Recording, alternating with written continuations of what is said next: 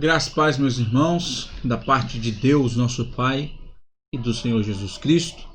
Estamos aqui em mais um domingo abençoado, para a glória do nosso Deus, para aprendermos juntos da sua palavra, na Escola Bíblica Dominical da Igreja Batista Missionária El Shaddai. E aqui queremos mandar um abraço, a paz e a graça para todos os irmãos que estão ao alcance dessa transmissão, desse estudo bíblico.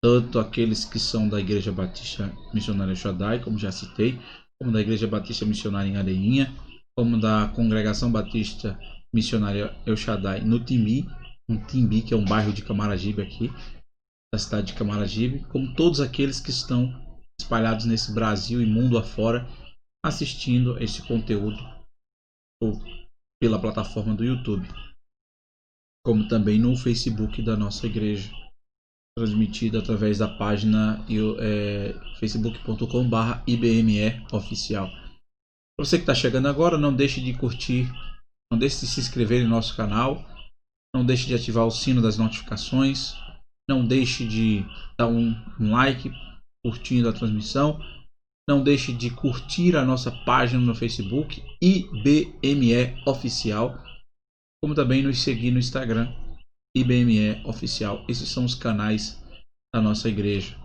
no Instagram.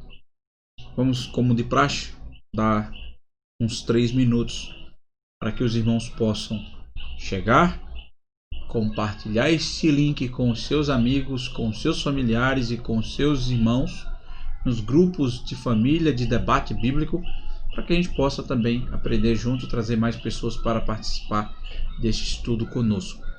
Que o Senhor fale aos nossos corações nesta manhã.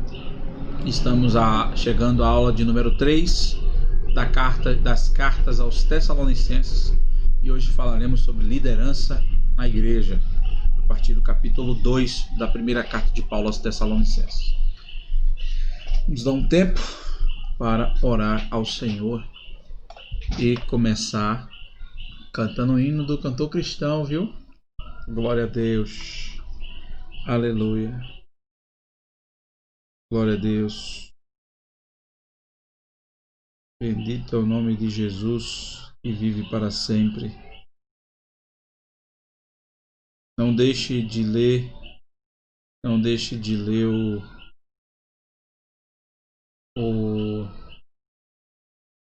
a carta de Paulo aos Tessalonicenses. É uma carta pequena, dá para você estudar por semana. Tudo na paz, tudo maravilhoso, tudo magnífico. Louvado seja o nome de Jesus. Como é que está seu dia hoje? Como acordou hoje? Tudo na paz? Espero que tudo esteja na bênção, para a glória de Deus. Louvado seja o nome de Jesus. Digno é o Cordeiro de Deus que tira todo o pecado do mundo. Eu dou 3 minutos geralmente, mas eu mesmo fico angustiado e ansioso para que passe os 3 minutos. Eita, meu pai. O tempo está passando e os maus vícios. Vício de ansiedade. Sei não, viu? Mas não é ansiedade de não esperar por Cristo não, viu, meu irmão? Meus irmãos, me ajudem. Não dizer que eu estou esperando por Jesus, não. Pelo amor de Deus. Em nome de Jesus. Vamos devagar, debrear. Vamos lá, vamos orar ao Senhor Jesus. Não deu para esperar os 3 minutos. Vamos orar ao Senhor Jesus, agradecendo por mais um dia que Ele está nos concedendo para a glória do seu nome. Oremos. Bendito e eterno Pai, maravilhoso Deus, magnífico Senhor, Senhor do universo, que se importou comigo morrendo na cruz para me salvar. Te louvo neste momento, te louvo nesta manhã, te adoro, meu Pai eterno. Te engrandeço porque Tu és maravilhoso, Tu és magnífico, Tu és santo. Obrigado pela oportunidade de abrir os meus olhos nessa manhã e contemplar este dia que o Senhor preparou para nós. Obrigado pela noite de sono maravilhosa, pelos livramentos que nos deste, para que nós pudéssemos dormir tranquilo. E o Senhor Deus, neste dia nós pedimos que o Senhor seja a nossa prioridade, o centro das nossas atenções. Nós possamos Te louvar e Te adorar na beleza da Tua santidade. Possamos, Deus, em nome de Jesus, buscar a tua presença e fazer com que o teu nome seja glorificado. Pai, nesse momento nós te oramos, te agradecemos, pedindo que o Senhor fale aos nossos corações nessa manhã. O Senhor ilumine a nossa mente. O Senhor traga o entendimento da tua palavra, para que possamos, Pai, em nome de Jesus, aprendermos mais de ti e aplicarmos as nossas vidas diárias. Essa é a oração que nós te fazemos. Desde já te agradecemos. Em nome de Jesus. Amém. Amém. Eu vou mudar a tela aqui. Eu peço para que os irmãos abram o seu inário Cantor Cristão no hino 366, que tem por título Firmeza.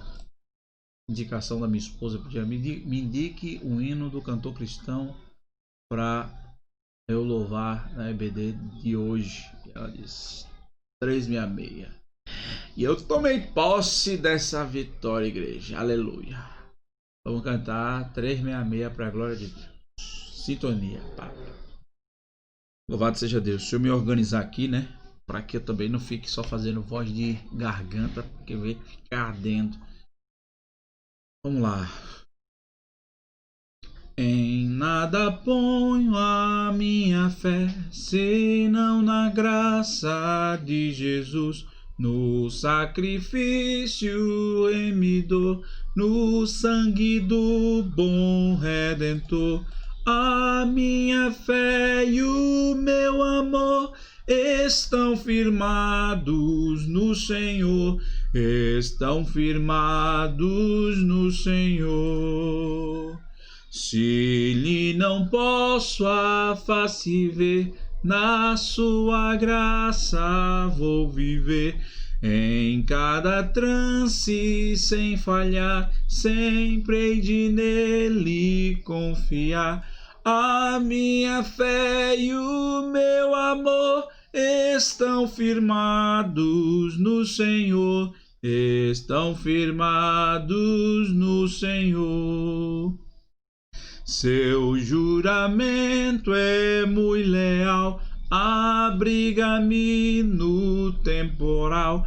Ao vir cercar-me a tentação, é Cristo a minha salvação. A minha fé e o meu amor estão firmados no Senhor, estão firmados no Senhor. Assim que o seu clarim soar, irei com ele me encontrar e gozarei da redenção com todos que no céu estão. A minha fé e o meu amor estão firmados no Senhor, estão firmados no Senhor. Glória a Deus. Louvado seja o nome de Jesus. Glória a Deus. Hoje a lição de número 3, dando sequência aos estudos nas cartas aos Tessalonicenses. Liderança na igreja, capítulo 2 de Tessalonicenses, de 1 Tessalonicenses. E como introdução, para que entendamos como as primeiras igrejas cresciam fortes, é necessário retroceder ao início da história. Descobriremos então o que ocorreu, o que fez e faz diferença no desenvolvimento de uma igreja local é a atitude dos líderes nela atuantes. Os líderes têm, ao longo de toda a história do povo de Deus, têm total responsabilidade pelo crescimento espiritual da igreja, pelo zelo pela palavra de Deus, pelo zelo pela vontade de Deus. Porque o crescimento numérico, quem dá é o próprio Deus. Não adianta ficar preocupado porque você está há 20 anos sendo pastor de uma igreja e a igreja não cresce, não dobra, não triplica. Quem dá o crescimento é Deus. A sua função, a nossa função como líder, a função do pastor como líder máximo é pastorear, apacentar as ovelhas que lhe foram dadas, pregar o evangelho e fazer com que a igreja viva o evangelho de forma pura e simples. Zelar pela espiritualidade da igreja, pela vida santa do povo de Deus e deixar que Deus dê o crescimento numérico que o Senhor queira dar à igreja. Então, o que fez e faz diferença no desenvolvimento de uma igreja local? Desenvolvimento. Desenvolvimento, aperfeiçoamento, aprendizado, crescimento. É a atitude dos líderes nela atuantes. E a primeira particularidade está na palavra mordomo. Vamos ver isso? Deixa eu abrir aqui. 1 Tessalonicenses 2, do 1 ao 4, veja o que diz o texto. Porque vós mesmos, irmãos, sabeis que a nossa entrada para convosco não foi vã.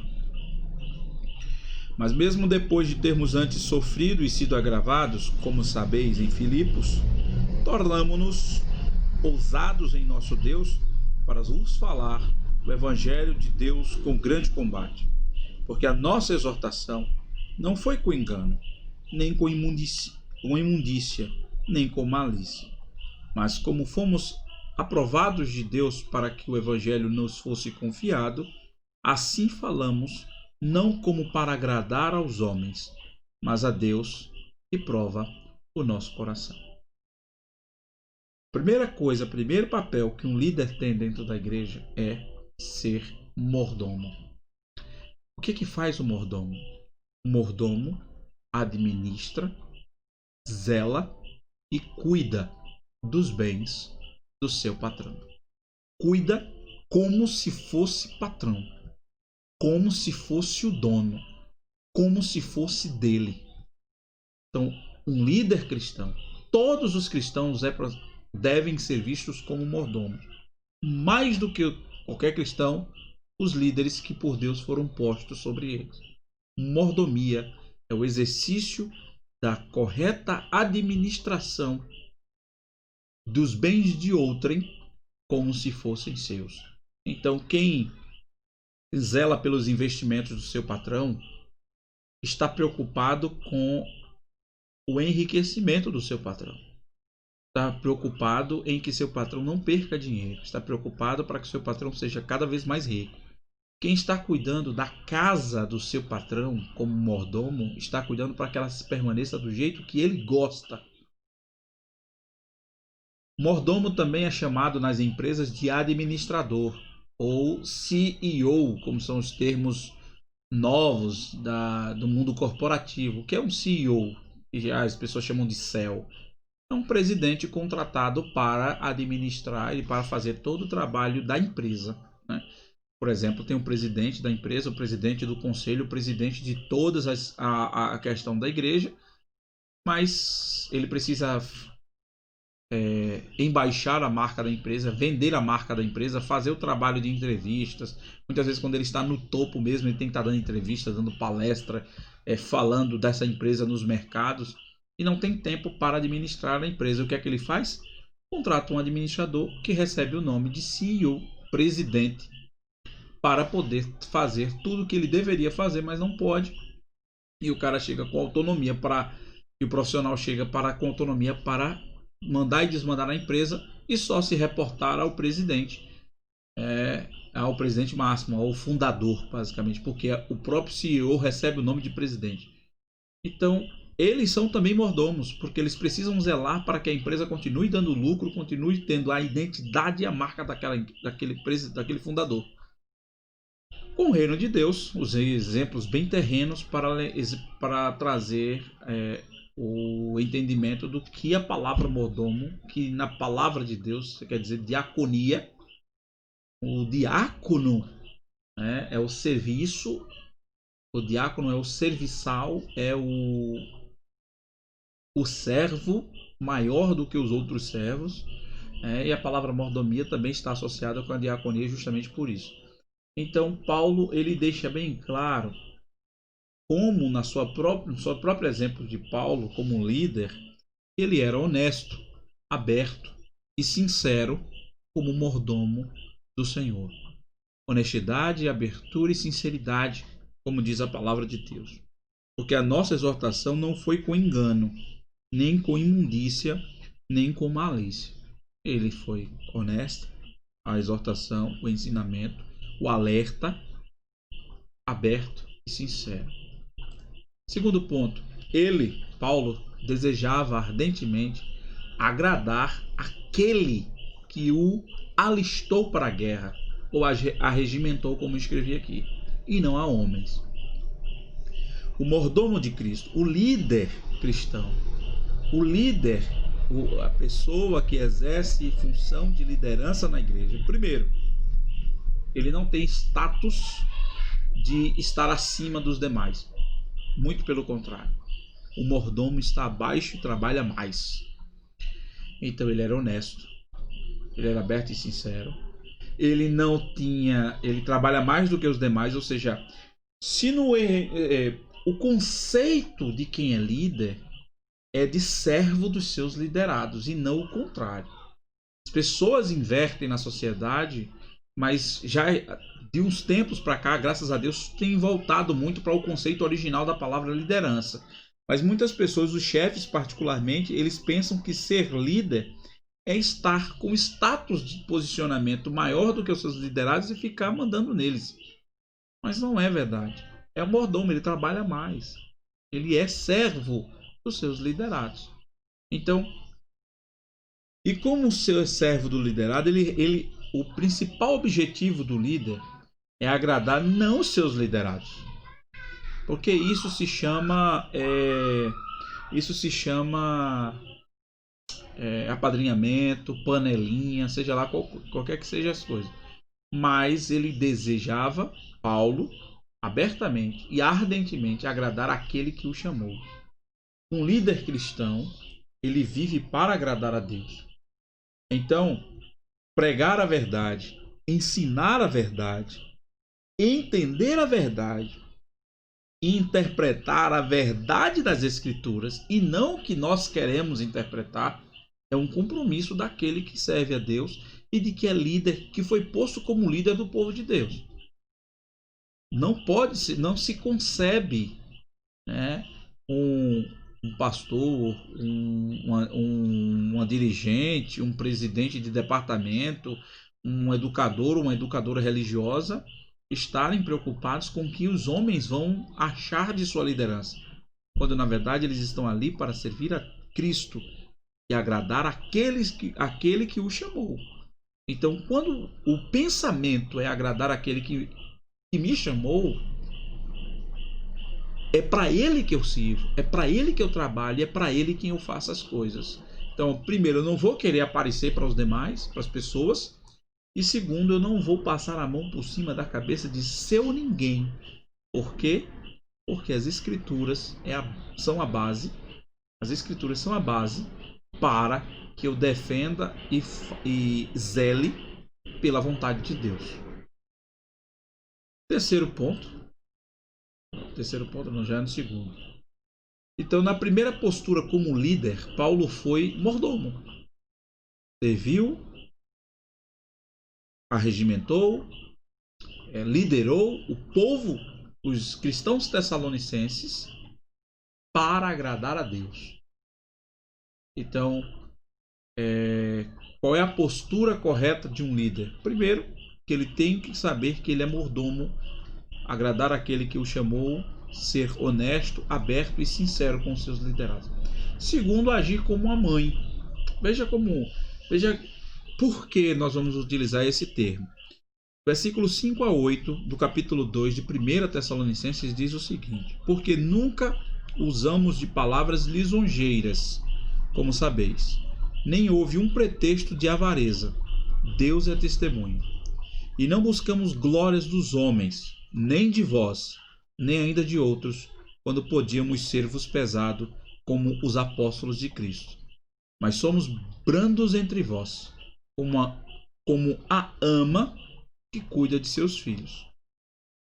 Assim nós, sendo-vos tão afeiçoados, de boa vontade quiséramos comunicar-vos não o evangelho de Deus apenas, mas ainda a nossa própria alma, que éreis muitos queridos entre nós. Como uma mãe que cuida dos seus filhos. Assim, nós, sendo-vos tão afeiçoados, de boa vontade, quiséramos comunicar-vos. Foi que Paulo utilizou semelhante a uma mãe para os seus liderados, os cristãos tessalônicos. Primeiro, linguagem saudável. É típico de uma mãe, né? Motivação correta, né? Somos brandos entre vós, como uma ama que cuida de seus filhos. Assim nós, sendo-vos tão afeiçoados, de boa vontade quiséramos comunicar-vos, não o evangelho de Deus apenas, mas ainda a nossa própria alma, porque éreis muito queridos entre nós. A nós, muitos queridos a nós. A motivação correta. Humildade. Reconhecer que o outro é importante. Reconhecer a importância do líder, do liderado para si. Que ele é maior do que você. Isso é uma atitude de humildade. A gente vê quantos líderes por aí sentados num pedestal, querendo ser servido, mas não querendo servir a ninguém, usando termos como posto, como status, como altar, para dizer que é o ungido do Senhor, para não sair do canto e ser servido por todo mundo, quando na verdade o papel da liderança é ser mais servo do que o servo. E aqui eu faço uma menção especial ao meu pastor Marcos, que na essência já é servo. E agradeço muito a Deus pela vida dele, porque continua sendo servo, mesmo depois de sendo pastor, e mais servo do que era quando era apenas servo. Que Deus te abençoe, meu pastor Marcos, e faça o ministério da nossa igreja prosperar e crescer cada vez mais para a glória do nome de Jesus. Quarto lugar, mansidão. Você já percebeu? Geralmente numa casa, a mãe é quem é responsável pela mansidão. Geralmente o pai vem do trabalho, aí vem com estresse, aí traz alguma coisa, isso, aquilo, outro, aí tá agitado, os filhos se agitam. Aquilo. Quando os filhos são pequenos, não, a mãe muitas vezes sai até do salto, né? Minha mãe é um exemplo disso, né? Bate, mas bate valendo, isso, aquilo, outro, discute, isso, aquilo, bota cada um no seu redor, cada um no seu quadrado, né? Coloca cada um na sua rédea curta, mas quando cresce, é dela o papel da mansidão, de dar aquele conselho, ou aquela exortação, ou aquele alerta, muitas vezes sem nem subir o tom de voz. Por quê? Porque ela entendeu que se ela falar manso, ela consegue atingir mais o objetivo dela do que se ela falar de forma áspera ou alta. E as mulheres são muito espertas nisso, quando elas percebem isso, mas é muito rápido para colocar em prática. E aí Paulo usou desse artifício. Paulo sabia lidar com ele. Foi mordomo para com eles. Também foi mãe, usando linguagem saudável, motivação correta, humildade, mansidão, sendo altruísta. Uma mãe geralmente pensa mais no interesse do filho do que no dela. Paulo usou um atributo de uma mãe, buscando sempre mais os interesses dos tessalonicenses, que eles são queridos entre nós, cuidando de vocês como uma mãe que cuida dos filhos, não somente levar o evangelho, mas também a nossa própria alma, nos dar para vocês, né? Porque pensando no bem-estar dos tessalonicenses. E em terceiro e último lugar, também Paulo agiu como pai. E como foi isso? Veja só, como líder, ele agiu como mordomo, agiu como mãe, porque veja, em cada tempo Paulo usou a estratégia correta para liderar os servos de Tessalônica. Nem sempre se lidera somente de uma forma, né? E Paulo mostrou isso. Mostro para eles que eu sou servo, eles são mais importantes do que eu. E para isso eu preciso dar o exemplo para que eles possam me seguir. Eu preciso usar a linguagem e a motivação correta para com eles. E aí devo tratá-los como uma mãe trata os filhos, porque é assim que um líder deve enxergar seus liderados, como filhos que eles precisam cuidar, e terceiro, como pai. Porque se na mãe existe o excesso de emoção, no pai existe o excesso da razão, e o lar entra em equilíbrio porque esses dois estão atuando para que os filhos cresçam emocionalmente e racionalmente saudáveis. E aí Paulo faz uso do atributo da mãe com o atributo do pai para ser um líder cristão para os seus liderados de Tessalônica. Vamos ver o que diz o texto, do versículo 9 ao versículo 12. Porque bem vos lembrais, irmãos, do nosso trabalho e dor, porque trabalhando noite e dia, para não sermos pesados a nenhum de vós, vos pregamos o evangelho de Deus. Vós sois testemunhas, e Deus também, de quão santa, justa e irrepreensivelmente nos portamos para convosco os que crestes. Assim como bem sabeis de que modo vos exortávamos e consolávamos a cada um de vós como o pai faz a seus filhos, para que vós andasseis dignamente diante de Deus, que vos chama para o seu reino e glória. Louvado seja o nome de Jesus. Paulo faz o uso como mordomo, faz o uso que estava cuidando dele como mãe, e fazendo o uso como o pai faz com seus filhos. Assim como bem sabeis de que modo vos exortávamos e consolávamos a cada um de vós como o pai faz a seus filhos. Olha o que vem depois. Consequência de quem age como pai. Para que vós andasseis dignamente diante de Deus, que vos chama para o seu reino e glória. Cabe ao pai trazer o ensinamento mais detalhado e preparar seus filhos para que enfrentem o mundo lá fora de acordo com os seus valores, com os valores e princípios que os pais ensinam dentro de casa. E aí Paulo está falando de que tipo de valores e princípios? Cristãos, bíblicos, para que andeis de modo digno diante de Deus, que vos chama para o seu reino e glória. Vamos aqui destacar alguns pontos. Primeiro, Paulo lembra ele do trabalho, a eles do trabalho no versículo 9, porque vós bem vos lembrai, irmãos, do nosso trabalho e dor. Paulo chama, não só é brando como mãe, mas Paulo chama a atenção como pai. Lembrem que nós estamos trabalhando por vocês, nos doando por vocês. E nesse trabalho também tem muita dor carregada e muita abertura de abrir mão de muita coisa. Irmãos, um líder abre mão de muita coisa pessoal e de muitas regalias que ele poderia ter para se dedicar no reino de Deus. E aqui ninguém está querendo vitimização ou coitadismo para o líder, muito pelo contrário, porque todos aqueles que foram chamados para liderar no reino de Deus, eles estão cientes de que eles terão que abrir mão de seus interesses pessoais para contribuir para o crescimento do reino de Deus. E o trabalho faz parte disso. Pensa mais.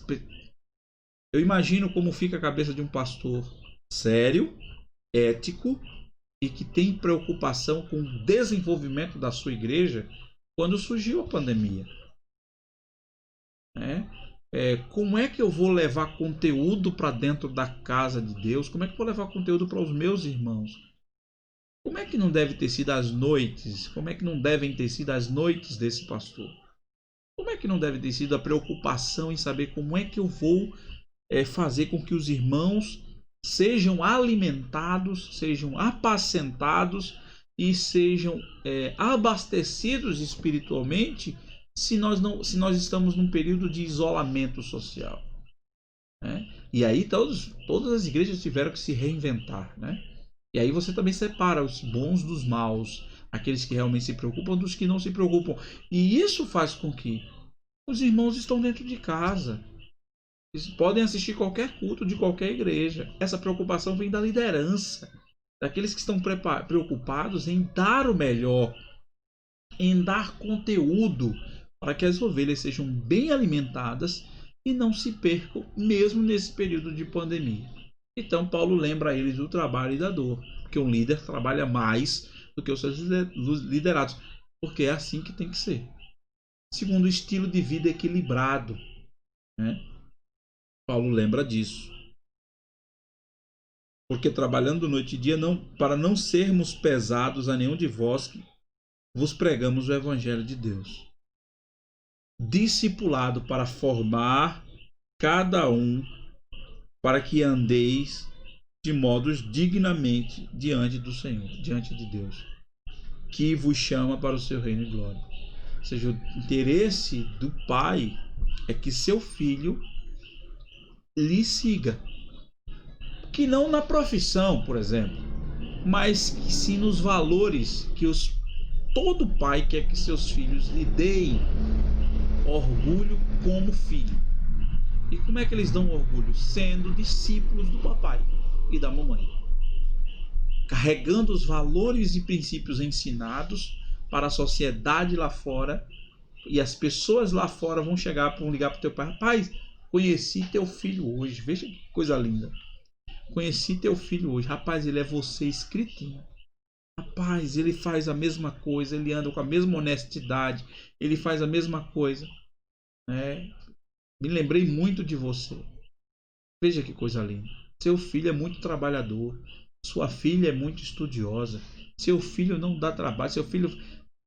E mesmo que dê trabalho, rapaz, seu filho tem muita energia, sua filha é muito carismática, né?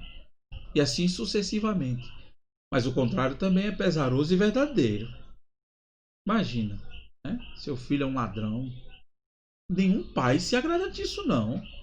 Seu filho foi morto. Misericórdia. Seu filho está andando com gente errada. Seu filho está fazendo coisa errada. Seu filho está andando de forma desonesta. Isso dói. E isso faz com que os pais olhem para trás e façam: o que foi que eu errei? Onde foi que eu errei? O que foi que eu fiz? E aí vão buscar as razões pelas quais o filho faz isso. Mas todo pai quer que seus filhos sejam seus discípulos. E Paulo faz isso para com os seus liderados, para que eles possam seguir o exemplo de Paulo. E Paulo aponta para que o exemplo seja Cristo. Quarto lugar, cuidou responsavelmente do bem-estar espiritual de seus filhos na fé. Versículo 12. Para que vós andasseis dignamente diante de Deus, que vos chama para o seu reino e glória. Eu sempre, quando falo de liderança, quando falo de responsabilidade, eu me lembro de Davi, quando foi chamado para levar mantimentos para os seus irmãos que estavam na guerra, e lá ele encontra Golias, com o qual luta e vence. Davi tinha o trabalho mais rotineiro e menos destacado da sociedade entre seus irmãos. Seus irmãos estavam com status diante da sociedade, sendo guerreiros do exército de Israel. Mas Davi era o menor. Davi era o criador das ovelhas de papai. Davi era quem cuidava das ovelhas de Jessé. Davi era o responsável por manter o alimento dentro de casa.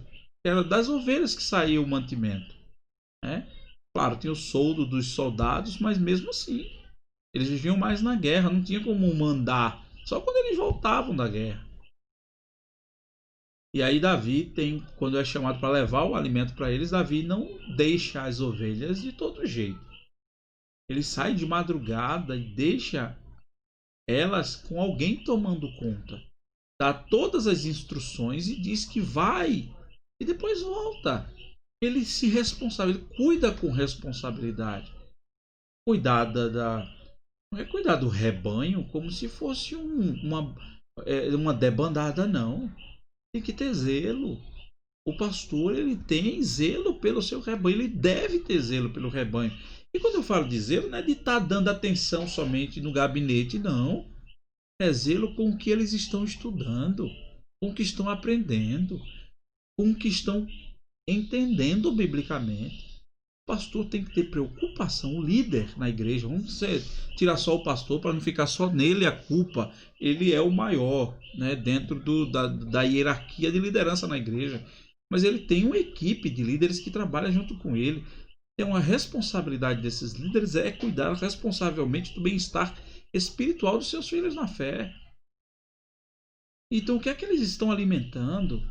Ser criterioso naqueles que são escolhidos para pregar no púlpito. Ser criterioso naqueles que são escolhidos para dirigir o culto do Senhor. Né? Que conteúdo estou levando? Está revisitando e está conferindo se que o professor se o que o professor da escola dominical está ensinando está de acordo com as escrituras. Ele tem que estar preocupado com o que suas ovelhas estão se alimentando. Imagina ter ovelhas dentro da nossa igreja que ficam fazendo oferenda nessas igrejas neopentecostais por acreditar que se comprar uma vassoura vai tirar o mal da sua casa. Isso seria um absurdo para tudo aquilo que a gente ensina dentro da igreja.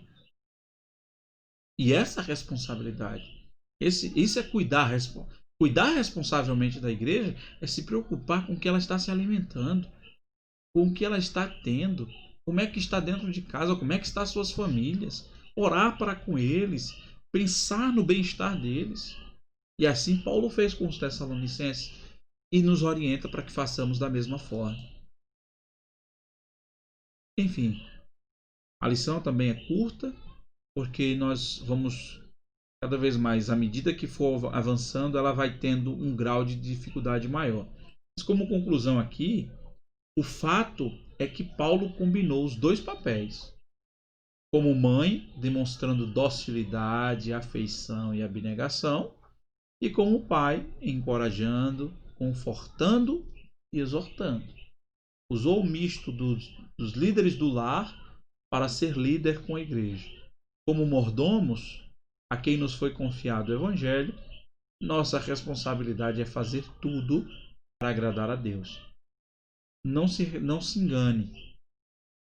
O líder dentro da igreja não está para agradar os irmãos A, B ou C, não. Ele está para fazer tudo para agradar a Deus.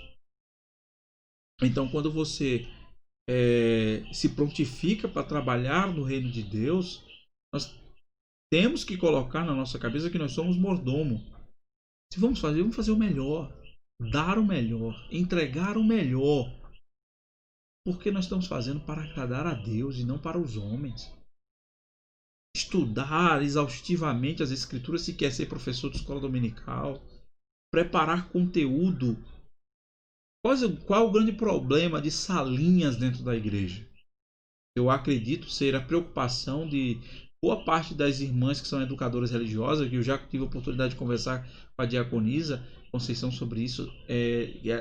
Eu percebo que essa preocupação nela também, que ela é educadora religiosa da nossa igreja, ela é formada em educação religiosa. E aí a preocupação das salinhas não é com a salinha em si, é com o culto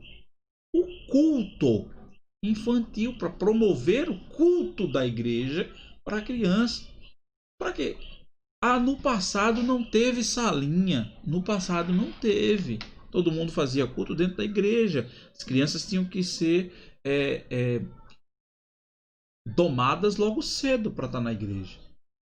Os tempos mudaram. Mas quais são as grandes falhas da salinha? De muitas igrejas que nós frequentamos. É que as salinhas servem como um lugar de refúgio para as crianças brincarem.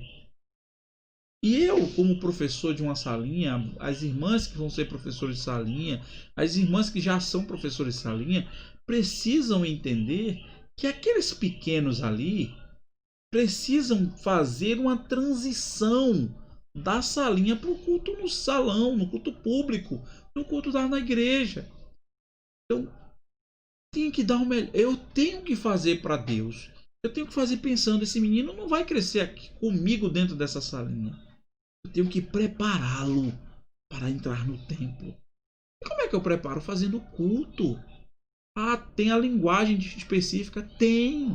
Tem a forma de... Mas tem que ter a direção, a pregação, tudo isso para o culto infantil. Para preparar aquela criança para quando ela atingir os 3, 5 anos, sei lá, a partir dos 5, 7 anos, sei lá qual é a idade que a criança já volta para o templo, ela poder dar continuidade e entender que no templo tem que estar com reverência, tem que estar cultuando, tem que estar prestando atenção no culto, tem que interagir com o culto, tem que fazer parte da leitura devocional, das orações, ficar em pé quando todo mundo ficar sentado quando todo mundo fica. Isso é preparado onde? Na salinha.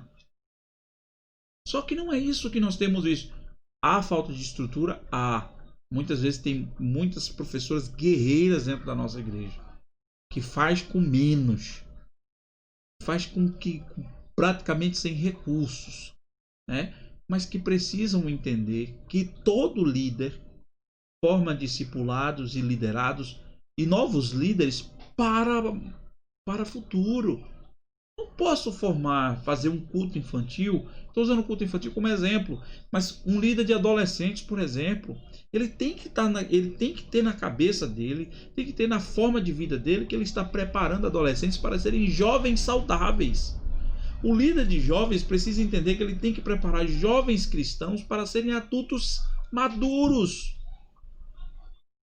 Os pastores, líderes, educadores precisam trabalhar os adultos para serem pais responsáveis, mães responsáveis, lares saudáveis, com pais, mães e filhos que cresçam glorificando e adorando a Deus.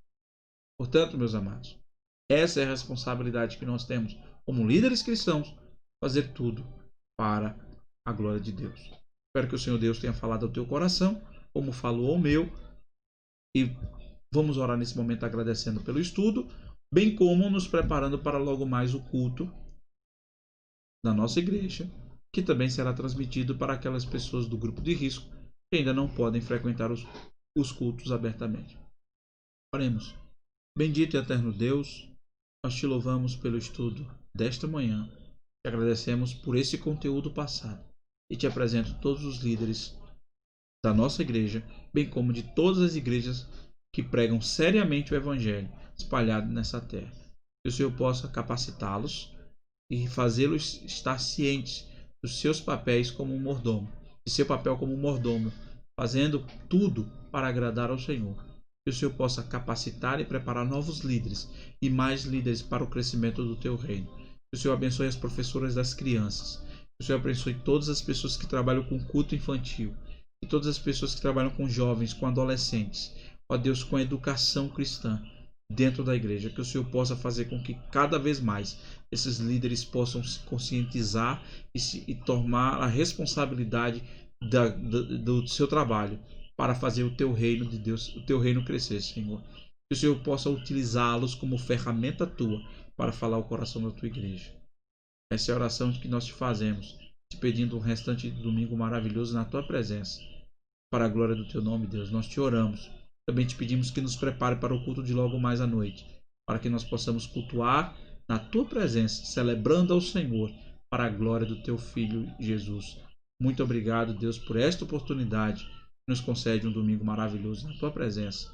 Essa é a oração que te fazemos e desde já te agradecemos. Em nome de Jesus. Amém, amém, e que o Senhor nos abençoe.